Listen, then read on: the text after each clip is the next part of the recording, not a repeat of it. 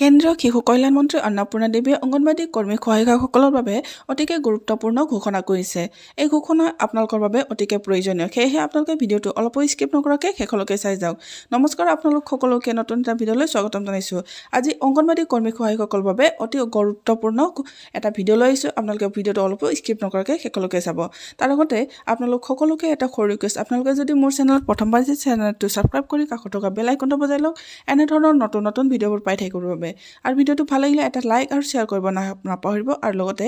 এটা কমেণ্ট কৰিব নাপাহৰিব। বলক মই আপোনালোকক শুনাই দিওঁ অংগনবাড়ী কৰ্মী সহায়িকাসকলৰ বাবে কেন্দ্ৰীয় মন্ত্ৰী অন্নপূৰ্ণা দেৱীয়ে কি ঘোষণা কৰিছিল। निर्देश जो महिला एवं बाल विकास मंत्रालय और स्कूली शिक्षा एवं साक्षरता विभाग द्वारा संयुक्त रूप से तैयार किए गए हैं, राज्यों और केंद्र शासित प्रदेशों को सहस्थान प्रक्रियाओं को सुदृढ़ करने का रोड मैप प्रदान करते हैं।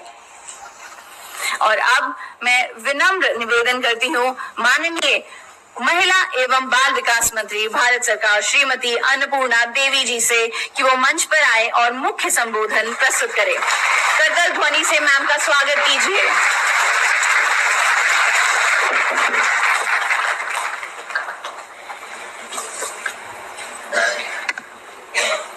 सभी को नमस्कार। आज के इस महत्वपूर्ण और प्रभावी आज के इस कार्यक्रम के अवसर पर माननीय शिक्षा मंत्री आदरणीय श्री धर्मेंद्र प्रधान जी, उपस्थित शिक्षा विभाग के सचिव संजय कुमार जी, महिला बाल विकास विभाग के सचिव अनिल मल्लिक जी, उपस्थित अवर सचिव अर्चना अवस्थी जी, लव अग्रवाल जी सहित शिक्षा विभाग और महिला बाल विकास विभाग के सभी अधिकारीगण, उपस्थित प्रेस मीडिया के सम्मानित साथियों, आज बहुत ही सुखद क्षण है खास करके मेरे लिए कि अक्सर ये हम लोग बात करते थे जब मैं शिक्षा विभाग में थी, आदरणीय शिक्षा मंत्री जी के अंदर में शिक्षा विभाग में जब कभी बैठक होती थी तो हम लोग हमेशा NEP 2020 की चर्चा करते थे और उसमें ये बातें आती थी कोलोकेशन की, बाल वाटिका और आंगनवाड़ी की। तो उसी समय से आदरणीय मंत्री जी के मन में ये भाव था कि ये हम कैसे एक साथ कोलोकेट कर सके और जो NEP का मूल उद्देश्य है उस उद्देश्य को हम आगे बढ़ा सके। और जैसा हम सभी जानते हैं कि माननीय प्रधानमंत्री जी हमेशा कहते हैं 21st सेंचुरी स्किल्स को बढ़ावा देने के लिए,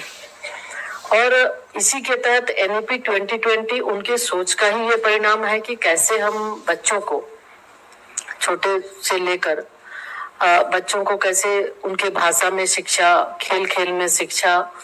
या फिर स्किल की शिक्षा हम दे सके। तो इसी के तहत आज का ये लगभग 34 वर्षों के बाद NEP 2020 आया और उसके बाद से आदरणीय प्रधानमंत्री जी की जो सोच है उस सोच को आगे बढ़ाने के लिए शिक्षा मंत्रालय निरंतर प्रयास कर रहा है और अब साथ में महिला बाल विकास मंत्रालय भी जुड़कर आज का जो कोलोकेशन ऑफ आंगनवाड़ी सेंटर्स का आज जो गाइडलाइन आज हमने अभी जो जारी किया है तो उसके माध्यम से कि कैसे हम साथ में मिलकर एक परिसर में पोषण शिक्षा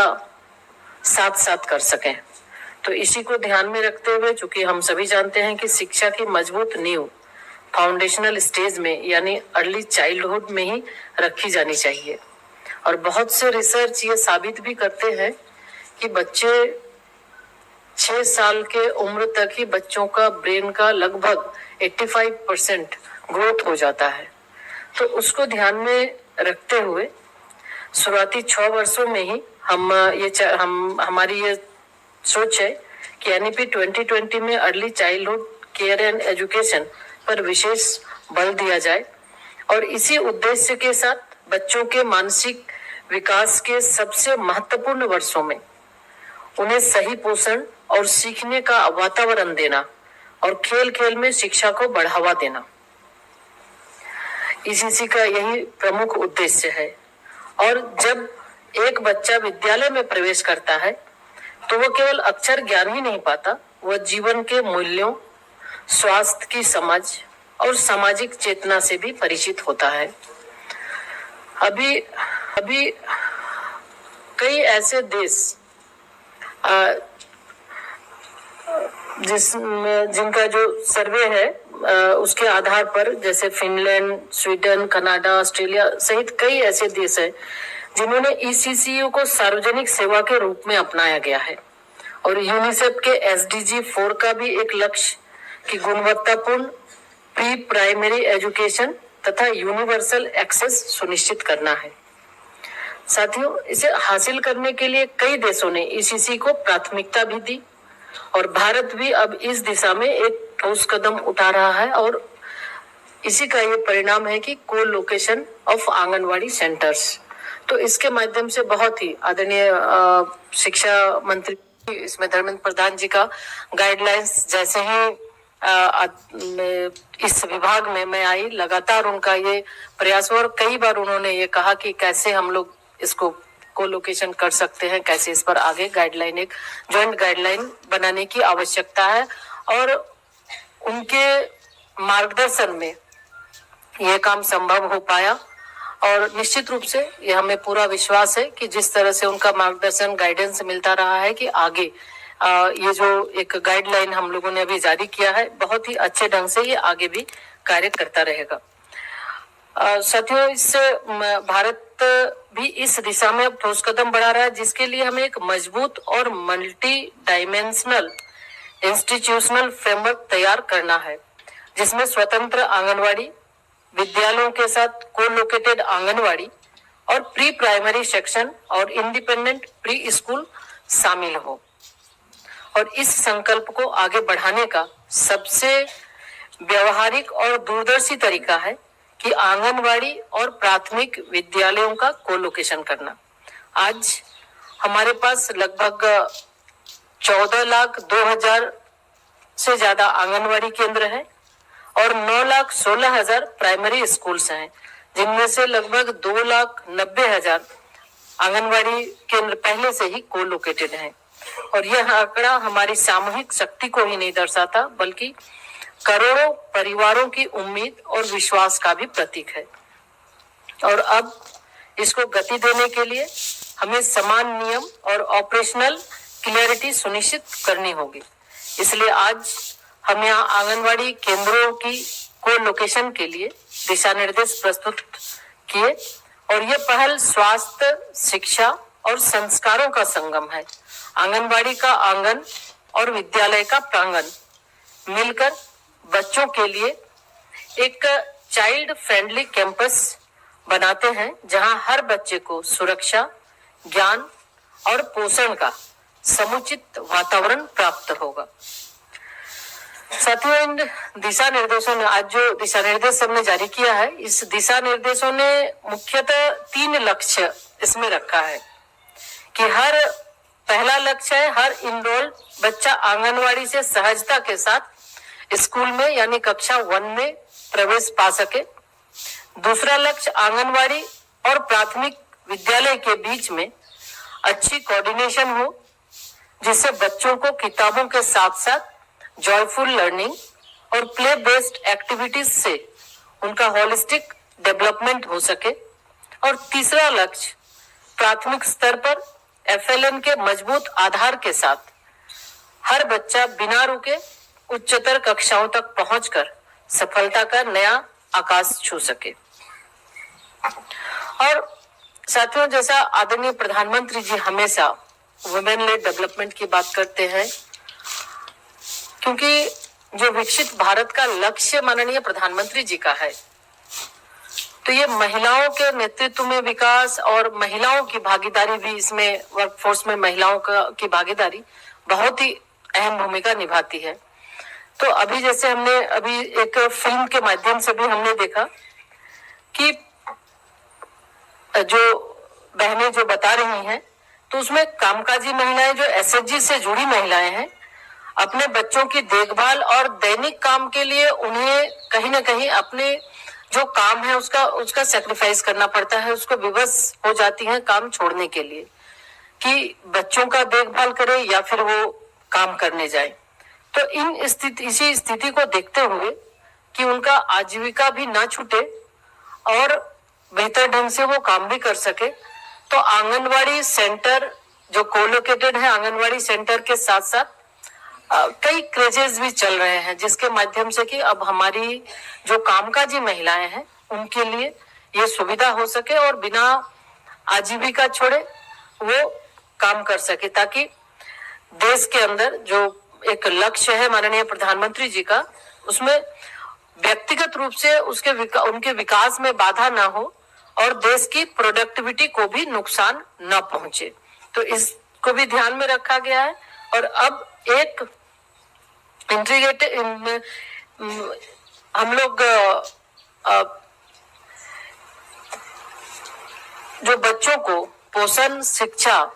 और स्वास्थ्य एक ही स्थान पर मिल सके, इसके लिए भी महिलाएं निश्चिंत होकर अपने कार्यस्थल पर पूरे आत्मविश्वास के साथ योगदान दे सके, इस पर महिलाओं को सशक्त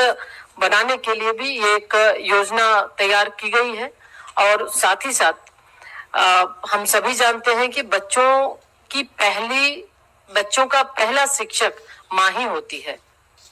और माँ के साथ साथ पहला शिक्षक उनका परिवार भी होता है।